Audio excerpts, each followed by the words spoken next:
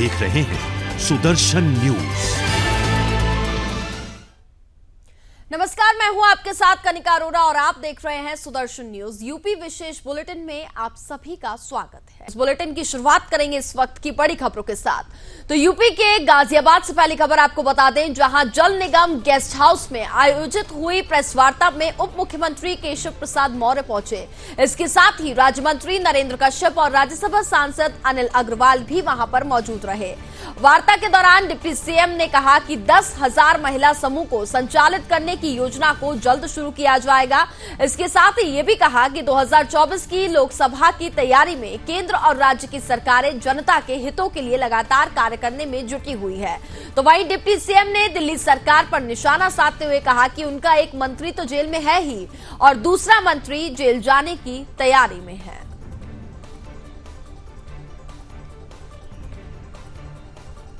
काम करेगा। ऐतिहासिक प्रगति हुई प्रदेश में।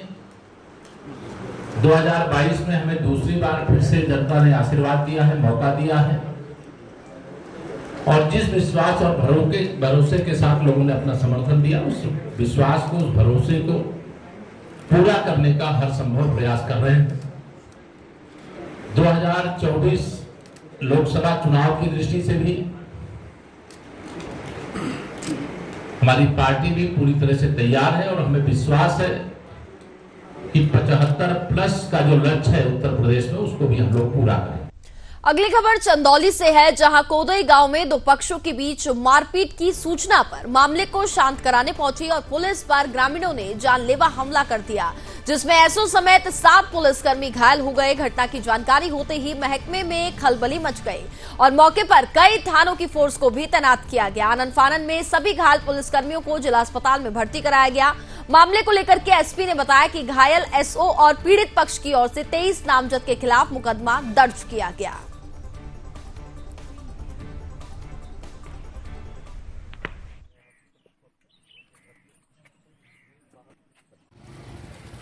थाना क्षेत्र कंदवा में एक गांव है कुदई। कल रात को लगभग 9 बजे के आसपास एक सूचना मिली कि दो पक्षों में एक पक्ष दूसरे पक्ष के ऊपर हमला कर रहा है और मारपीट हो रही है। तत्काल पुलिस मौके पर पहुंची। जो पक्ष हमला कर रहा था उसके द्वारा पुलिस के ऊपर भी हमला किया गया, जिसमें पुलिस के 2 कर्मी को चोटें आई हैं। वो उनकी स्थिति अब ठीक है और उसके बाद तत्काल एक्स्ट्रा फोर्स भेजकर कानून व्यवस्था को सुनिश्चित कराया गया। इसमें कुछ लोगों को अरेस्ट कर लिया गया है और इसमें 2 एफआईआर पंजीकृत की गई हैं। एक जो पीड़ित पक्ष है जिसके ऊपर हमला किया गया और एक पुलिस के एसएचओ द्वारा। इन सभी में लोगों को नामजद किया गया है। पहली एफआईआर में 8 लोगों को नामजद किया गया है, दूसरी में 15 लोगों का नामजद किया है और कुछ लोग अज्ञात हैं। चंदौली जनपद के कंडवा थाना अंतर्गत ये कोदई गाँव है। यहाँ पे कल पुलिस टीम पे हमला हुआ था। आपस में 2 लोग आपस में झगड़ा करते, उसी समय यहाँ पे पुलिस टीम आई और उनके ऊपर भी पथराव किया गया है, जिसमें कि 7 पुलिसकर्मी घायल हैं और एसओ को भी काफ़ी इसमें चोट लग गई थी और जिसमें कुछ लोगों को गिरफ्तार किया है और 15 लोगों के अज्ञात में नाम डाला गया। मैं कैमरामैन से कहेंगे कि दिखाएं, उधर एक पार्टी वहाँ पे है जो आपस में ये लोग लड़ रहे थे और उसी की सूचना पर यहाँ पे पुलिस टीम आई थी और उसके ऊपर भी हमला किया गया।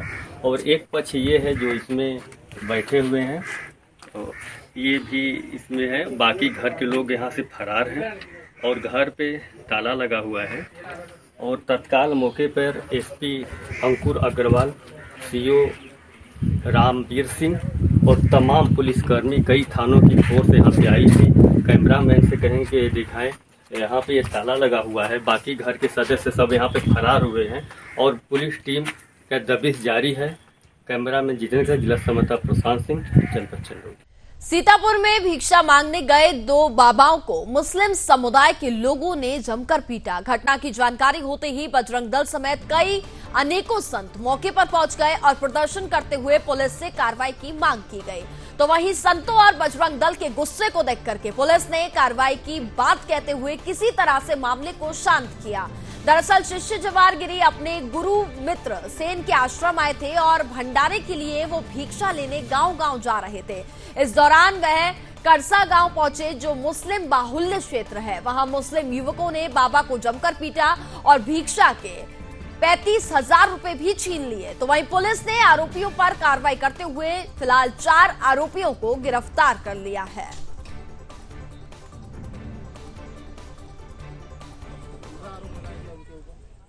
जनपद सीतापुर के थाना रेवसा क्षेत्रांतर्गत ग्राम करसा में हुई मारपीट की घटना के संबंध में प्राप्त तहरीर के आधार पर सुसंगत धाराओं में अभियोग पंजीकृत करते हुए अब तक कुल 4 नामजद अभियुक्तों को गिरफ्तार किए जाने में सफलता प्राप्त की गई है। इस मौके पर शांति व्यवस्था हेतु पर्याप्त पुलिस बल नियोजित है। इस संबंध में शेष विधिक कार्रवाई भी शीघ्र संपन्न की। पिछली बार 1 साल से ज्यादा चले किसान आंदोलन अब यूपी बॉर्डर पर फिर अपना रंग लाता हुआ नजर आ रहा है। कल दिल्ली में राकेश टिकैत की गिरफ्तारी के बाद दिल्ली पुलिस अलर्ट मोड पर है और आज सुबह से ही दिल्ली यूपी बॉर्डर को सील कर दिया गया है। एक एक गाड़ी को जांच करके दिल्ली में प्रवेश दिया जा रहा है। इसका आलम यह हुआ है कि जाम की स्थिति लगभग 6 किलोमीटर तक फैल गई।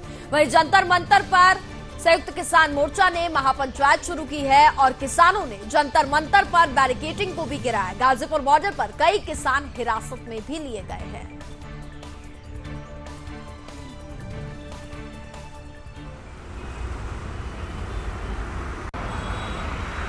एक बार फिर किसानों का डर अब दिल्ली सरकार को सताने लग गया है। जी हां, हम इस समय यूपी बॉर्डर पे हैं, जहां लगभग पूरे 1 साल किसान आंदोलन चला है। जिस जगह हम हैं, ये मैं दिखा दूं आपको, किसान चौक के नाम से जाना गया। जब किसान यहाँ बैठे थे, यही पूरा यहाँ घेराबंदी किसानों ने कर रखी थी। वहीं किसान जब राकेश टिकैत दिल्ली में गिरफ्तार किए, जंतर मंतर पर धरना प्रदर्शन करने के बाद दिल्ली सरकार के अनुमति के बाद, जब गवर्नमेंट की अनुमति के बाद पुलिस ने राकेश टिकैत को कुछ समय के लिए गिरफ्तार किया, तो राकेश टिकैत ने तभी यहाँ किसानों के लिए आह्वान कहा कि दिल्ली कूच करने की आशंका से ही दिल्ली सरकार ने सुबह से ही यूपी बॉर्डर पर पूरी मुस्तैदी के साथ अपने जवान लगा रखे थे। बैरिकेडिंग 3 लेयर में यहाँ दोबारा से की गई और उसका अंजाम ये निकला कि लगभग 5 किलोमीटर लंबा यूपी बॉर्डर से लेके और 62 और छिजारसी तक ये जाम पहुँच गया।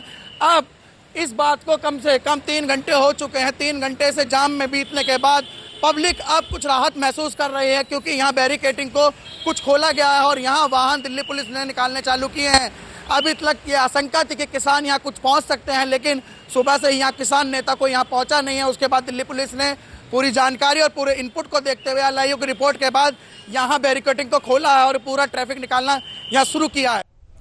यूपी के दादरी में 4 साल के बच्चे के अपहरण हो गया। आपको बता दें कि बच्चे की मां चाय की दुकान चला करके जैसे तैसे अपना गुजारा करती थी, लेकिन अचानक हुए उसके बेटे के अपहरण ने महिला को झकझोर कर रख दिया है, जिसके बाद महिला ने रोते बिलखते जगत फार्म चौकी में शिकायत दर्ज कराई। वहीं पुलिस ने मामले को गंभीरता से लेते हुए बच्चे को 6 घंटे के भीतर ही बरामद कर मां को सौंप दिया, जिसके बाद महिला ने पुलिसकर्मियों का आभार व्यक्त किया।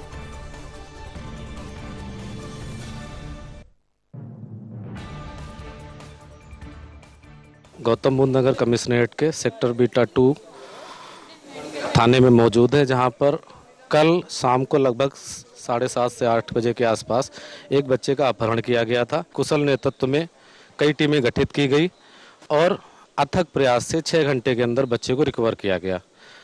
हमारे साथ बात करने के लिए बच्चे के परिजन मौजूद हैं, जो थाने में मौजूद हैं। आइए बात करते हैं। जी बताएं सर। वो यहाँ पे मार्केट में रहता है, गामा 2 में। उसने उठाया है मेरे बच्चे को, खिला रहा था, खिलाते खिलाते उसको ले गया उठा के। उसे पैसे दिखा रहा था, बहका रहा था, आजा बाबू तुझे चीज दिलाऊंगा, मैं तेरा मामा लगता हूँ, मैं तेरा ऐसे हूँ। उसके बहला के उसको ले गया बच्चे को, और वो गेट के अंदर से नहीं निकला, वो चौक उसके पीछे होके निकला था, बाउंड्री कूद के निकला था वो। पुलिस के इस काम को आप लोग कैसे देखते हैं? बहुत अच्छे से, बहुत थैंक यू सबको सो मच, जो मेरा बच्चा मिल गया। बहुत धन्यवाद पुलिस को सब। कैमरामैन शब्देश कुमार सोलंकी के साथ रिपोर्टर आनंद कुमार मिश्रा, सुदर्शन न्यूज, नोएडा। बरेली के मीरगंज में दिन दहाड़े एक अधेड़ की कुछ अज्ञात व्यक्तियों ने हत्या कर शव को शीशम के पेड़ से लटका दिया। मृतक के दोनों हाथ पीछे बांध दिए गए, जिसके बाद स्थानीय लोगों ने पुलिस को सूचित किया।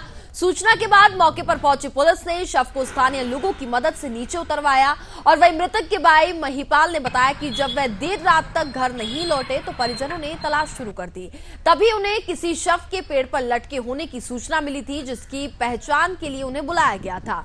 तो वहीं पहचान होने के बाद शव बरामद कर पोस्टमार्टम के लिए भेज दिया गया। फिलहाल पुलिस आगे की कार्रवाई में जुट चुकी है।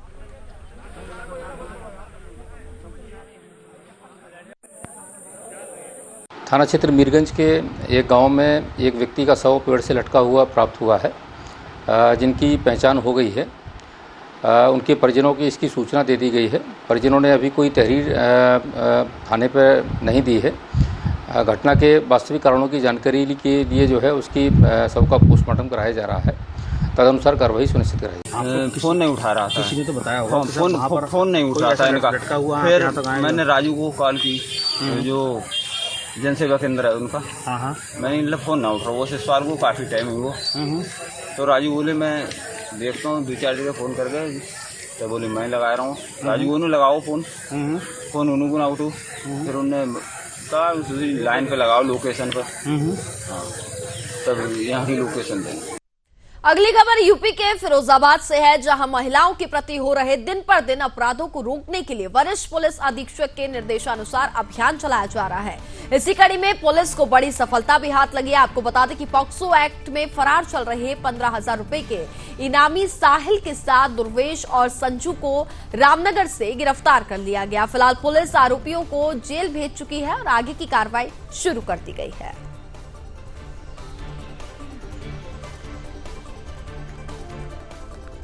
फिरोजाबाद पुलिस द्वारा आज महिला संबंधी अपराधों में 3 अभियुक्तों की गिरफ्तारी की गई है, जिसमें एक 15,000 का इनामिया है, उसका नाम साहिल है और वो थाना लाइन पार से संबंधित है। इसके अतिरिक्त थाना एका से दुर्वेश और थाना लाइन पार से संजू की गिरफ्तारी की गई है। ये दोनों महिला संबंधी अपराधों से संबंधित और पॉक्सो एक्ट के संबंध में वांछित चल रहे थे। बरेली के ग्राम पेपरथरा में दहेज प्रताड़ना का मामला सामने आया। आपको बता दें कि पीड़िता सीमा की शादी 3 साल पहले कुंदन लाल के साथ हुई थी, जिसमें सीमा के पिता ने अपनी क्षमता अनुसार दहेज और 3 लाख रुपए कैश दिया था। लेकिन इतना दहेज पाकर भी सीमा के ससुराल वाले नाखुश थे और धीरे धीरे सीमा को परेशान करने लगे और वहीं शारीरिक के साथ साथ मानसिक रूप से भी सीमा को प्रताड़ित किया जाता था। जिसके बाद अचानक सीमा के परिजनों को सूचना मिलती है कि आपकी बेटी की मौत हो चुकी है, जिसके बाद मौके पर परिजनों के साथ फरीदपुर पुलिस भी पहुंच गई और शव को बरामद कर पोस्टमार्टम के लिए भेज दिया गया। फिलहाल पुलिस मामला दर्ज कर आगे की कार्रवाई में जुट चुकी है।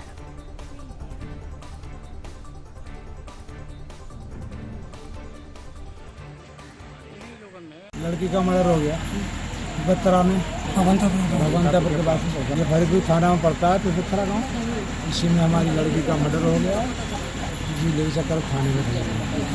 ये जानकारी मिली हमें करीब 2 बजे। यहाँ हमारी भतीजी थी पत्थरा में, तो उसको फांसी लगा के मार दिया था, पता चली। FIR दर्ज अभी हो रही है, नकल नहीं मिली। सीतापुर के काशीराम कॉलोनी में एक पत्नी ने अपने भाई के साथ मिलकर अपने पति की गला घोट करके हत्या कर दी, तो वहीं आकाश का शव मिलने से मौके पर हड़कंप मच गया। जिसके बाद सूचना पर पहुंची पुलिस ने शव को बरामद कर पोस्टमार्टम के लिए भेज दिया। परिजनों का आरोप है कि आकाश की पत्नी ने अपने भाई के साथ मिलकर उनके बेटे को मौत के घाट उतार दिया। फिलहाल पुलिस छानबीन कर मामले की जांच पड़ताल में जुट चुकी है।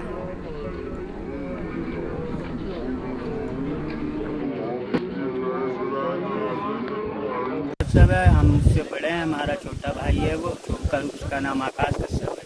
उसकी बीबी से पर बस उसकी बीबी, उसके बीबी का जीजा, उसका भाई, बस यही लोग आते थे उसके घर में, और कोई नहीं आता था।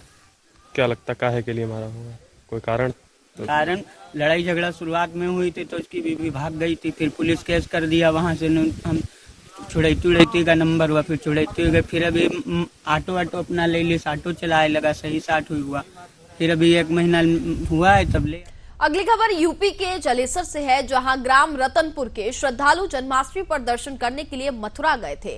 वापस लौटते समय एटा कोतवाली क्षेत्र के पास ट्रैक्टर खाई में पलट गया और इस हादसे में 2 लोगों की मौत हो गई और वहीं 35 लोग इस हादसे में घायल हो गए। दरअसल ग्रामीण दर्शन करने के लिए 16 अगस्त को मथुरा और वृंदावन गए थे। शनिवार रात को दर्शन करने के बाद गांव वापस लौट रहे थे, लेकिन वहीं सुबह करीब 4 बजे ये हादसा हुआ और बताया जा रहा है कि ट्रैक्टर चालक की नींद आ जाने के कारण ट्रैक्टर ट्रॉली खाई में पलट गई। खाई में पानी भरा हुआ था। सूचना पर पहुंची पुलिस ने ग्रामीणों की मदद से सभी को बाहर निकाला। वहीं घायलों को अस्पताल में इलाज के लिए भर्ती कराया गया, जहां सृष्टि की और निशा को मृत घोषित कर दिया गया। और इसी के साथ फिलहाल इस बुलेटिन में बस इतना ही। देखते रहिए सुदर्शन न्यूज। जय हिंद।